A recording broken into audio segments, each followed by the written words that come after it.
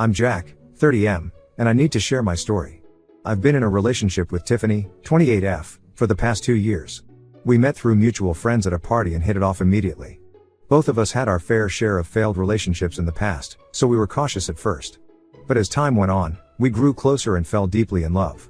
Tiffany and I don't live together, but we try to see each other as often as possible. Our careers keep us busy, but we always make time for each other. We talk every day, either on the phone or through messages. My friends think Tiffany is great for me, and her friends seem to like me too. Everyone says we're perfect for each other. For Tiffany's birthday last month, I decided to surprise her with plane tickets for a week-long vacation together. I was so excited to spend quality time with her and show her how much she means to me. When I gave her the tickets, she was thrilled. She hugged me tightly and said it was the best gift she'd ever received. We spent the next few weeks planning our trip. We chose activities, looked up restaurants, and talked about all the fun we'd have. Tiffany seemed just as excited as I was. She even bought new clothes for the trip. The day before our flight, Tiffany called me. She sounded upset and told me her boss hadn't approved her leave. She said she'd have to stay behind for work. I was disappointed, but I understood. Work commitments happen, and I didn't want to make her feel bad about it. However, something didn't feel right. Tiffany had mentioned earlier that her leave was approved, so this sudden change seemed odd. I tried to push the thought away, not wanting to doubt her. But the feeling lingered. The next day, I decided to call Tiffany's office to see if there was any way they could let her have the time off. When I spoke to her coworker, they told me Tiffany wasn't in the office. In fact, they said she had taken a week off for vacation. My heart sank. Why would Tiffany lie to me? What was really going on? I couldn't shake the feeling that something was very wrong. Without thinking it through, I booked a ticket to Tiffany's city. I know it wasn't the smartest move, but I needed to know the truth. When I arrived at Tiffany's apartment, I used the spare key she had given me. As I opened the door, I heard voices inside. One was Tiffany's, and the other was a man's voice I didn't recognize. I froze, not knowing what to do. Part of me wanted to burst in and confront them, but another part was terrified of what I might find. I stood there for what felt like hours, listening to their muffled conversation and laughter. Finally, I couldn't take it anymore. I knocked on the door loudly.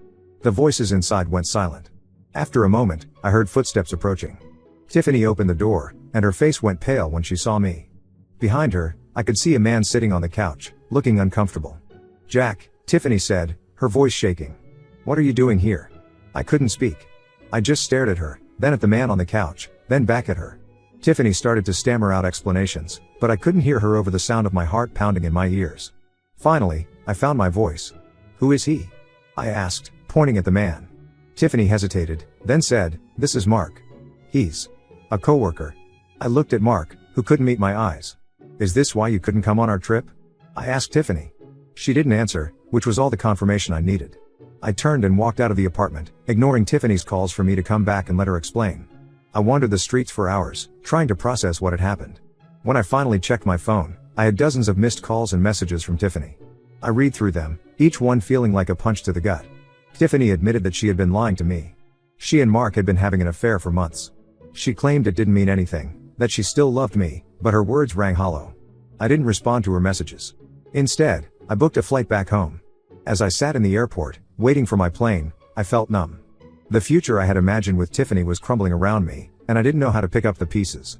When I got home, I turned off my phone and shut myself in my apartment. I couldn't face talking to anyone, not even my closest friends. I kept replaying everything in my mind, wondering how I could have been so blind.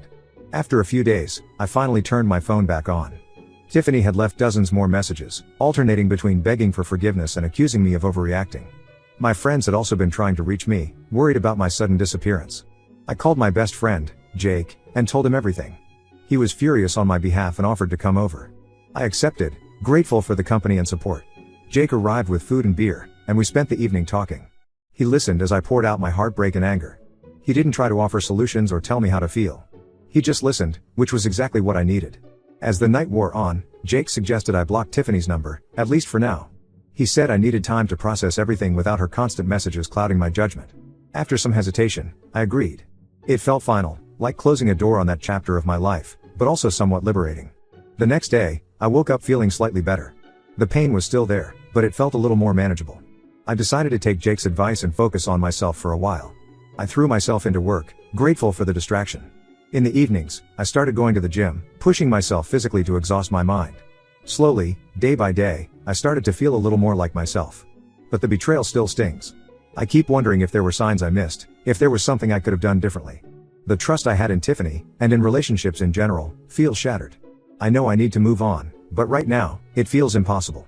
The future I had imagined with Tiffany is gone, and I'm left trying to figure out what comes next. I'm not sure how to trust again, or if I even want to try. For now, I'm taking it one day at a time. I'm grateful for friends like Jake who have been there for me. But I can't help feeling lost and broken. I hope that with time, things will get easier. But right now, every day is a struggle. I'm not sure what I'm looking for by posting this. Maybe just to get it off my chest, or to hear from others who have been through something similar. If you've made it this far, thank you for reading.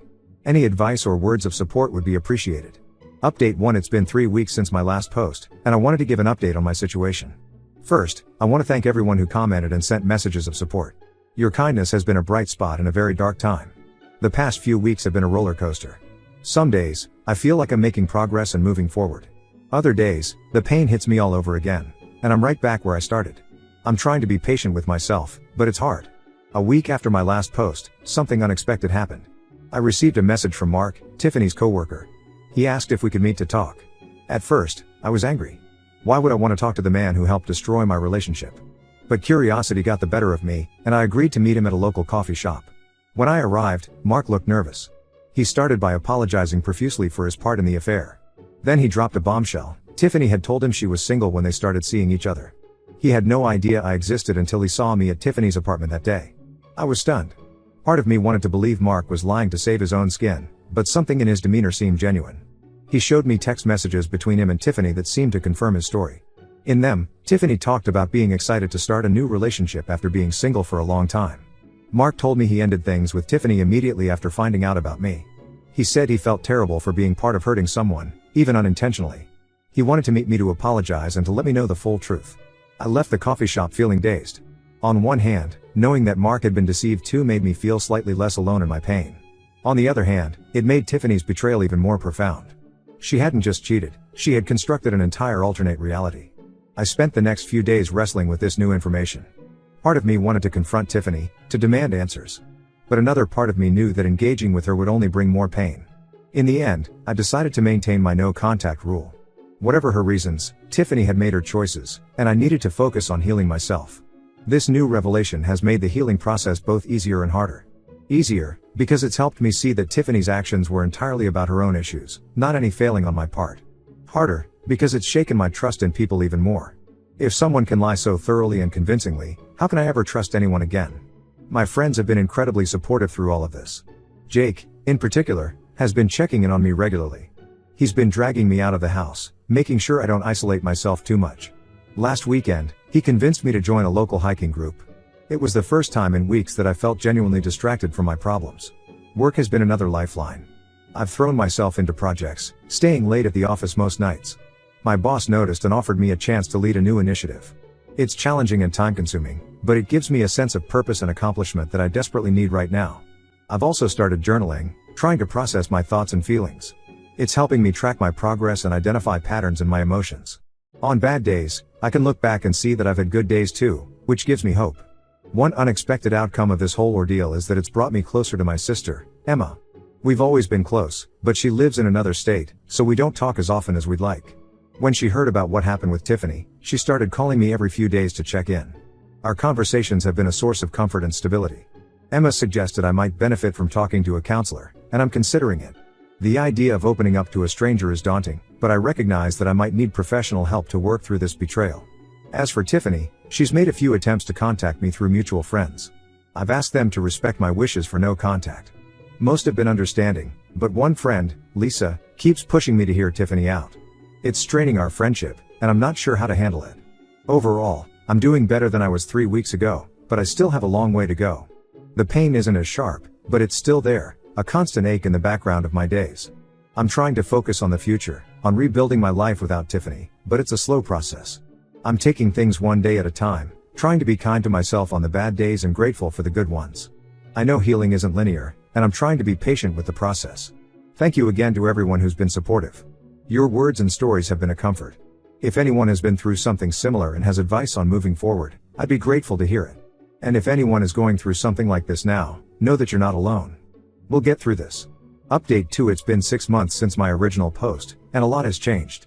I want to thank everyone who's followed my story and offered support. Your kindness has meant more than I can express. The biggest news is that I've moved to a new city for work. The company I work for offered me a promotion that involved relocating. At first, I was hesitant. The idea of leaving behind my support system was daunting. But after a lot of thought, I decided it was exactly what I needed, a fresh start. Moving has been challenging but rewarding. I'm in a new environment, meeting new people, and building a life that's entirely my own. It's been liberating to walk down streets that don't hold memories of Tiffany. My new job is demanding but fulfilling. I'm learning new skills and taking on more responsibility. The change of pace has been good for me, giving me less time to dwell on the past. I've also started therapy. It took me a while to find a therapist I clicked with, but now that I have, it's been incredibly helpful. We've been working through my trust issues and developing strategies for moving forward. It's not always easy, but I can feel myself making progress. As for Tiffany, I've maintained my no contact rule. She made a few more attempts to reach out in the months after my last update, but they've stopped now. I heard through mutual friends that she's moved to another state too. Knowing there's physical distance between us has helped me feel more secure. One unexpected development came about 3 months ago. Lisa, the friend who had been pushing me to talk to Tiffany, reached out with an apology. She admitted that Tiffany had been manipulating her, feeding her lies about our relationship. Lisa had finally seen through Tiffany's deceptions and felt terrible for doubting me.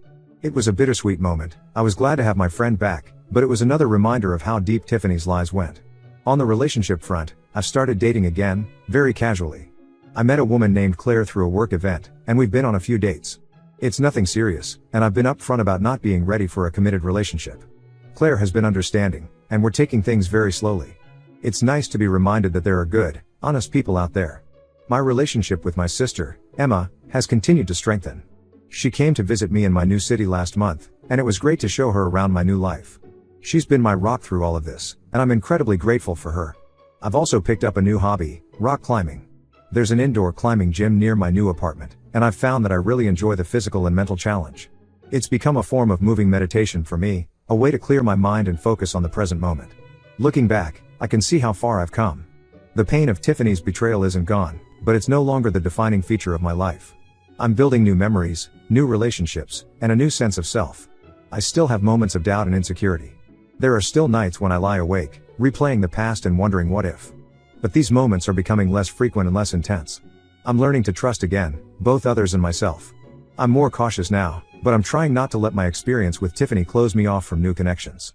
It's a delicate balance, but I'm working on it. To anyone going through something similar, I want to say, it gets better. It's not easy, and it's not quick, but healing is possible. Surround yourself with good people, be kind to yourself, and keep moving forward, even when it's hard. Thank you all again for your support throughout this journey. Your words have been a source of strength and comfort. Here's to new beginnings and brighter days ahead. Update 3. It's been 2 years since my original post, and I felt it was time for a final update. So much has changed, and I'm in a completely different place now, both literally and figuratively. I'm still living in the city I moved to for work, and it truly feels like home now. My job continues to challenge and fulfill me. I've been promoted again and now lead a team of my own. It's stressful at times, but I love the sense of purpose it gives me. The biggest news is that I'm in a new relationship. Her name is Olivia, and we've been together for about a year. We met through my rock climbing hobby. She's an instructor at the gym I go to. Our relationship developed slowly and naturally, which was exactly what I needed. Olivia knows about my past with Tiffany, and she's been incredibly patient and understanding. We've had many open, honest conversations about trust and communication. It hasn't always been easy. I still struggle with insecurity sometimes, but Olivia has been supportive every step of the way. I continued with therapy for about a year after my last update. It was incredibly helpful in processing my experiences and developing healthier relationship patterns. I still use many of the techniques I learned, especially when I'm feeling anxious or doubtful. As for Tiffany, I haven't heard from her in over a year now. The last I heard, she had gotten married. I was surprised to find that the news didn't affect me much. It was just information about someone who used to be important to me but no longer is. My friendships have evolved too. Some of my old friends have drifted away, but I've made new, strong connections in my new city. Jake and I are still close. He came to visit a few months ago, and it was great to show him around my new life. My relationship with my sister, Emma, continues to be a source of strength and joy. She's getting married next year, and I'm honored to be her man of honor. Olivia and I are excited to be part of the celebration. Looking back on the past 2 years, I'm amazed at how much I've grown. The pain of Tiffany's betrayal is no longer a daily presence in my life. It's more like an old scar, a reminder of past hurt, but no longer painful to the touch. I've learned a lot about myself through this journey. I'm stronger and more resilient than I ever knew. I've also learned the importance of self-respect and setting boundaries. These lessons have served me well in all areas of my life, not just in relationships. Rock climbing has remained an important part of my life. I've progressed to outdoor climbing and even took a trip to tackle some challenging routes in Utah last summer. It's become more than just a hobby, it's a way for me to challenge myself, face my fears, and build trust with others. My advice to anyone going through a similar situation is this: give yourself time to heal, but don't be afraid to open yourself up to new experiences and relationships. The right person will understand your past and be patient with your healing process. I also want to emphasize the importance of focusing on personal growth. Whether it's through a new hobby, career advancement, or personal development, investing in yourself is crucial. It not only helps distract from the pain but also builds confidence and self-worth. This will be my final update.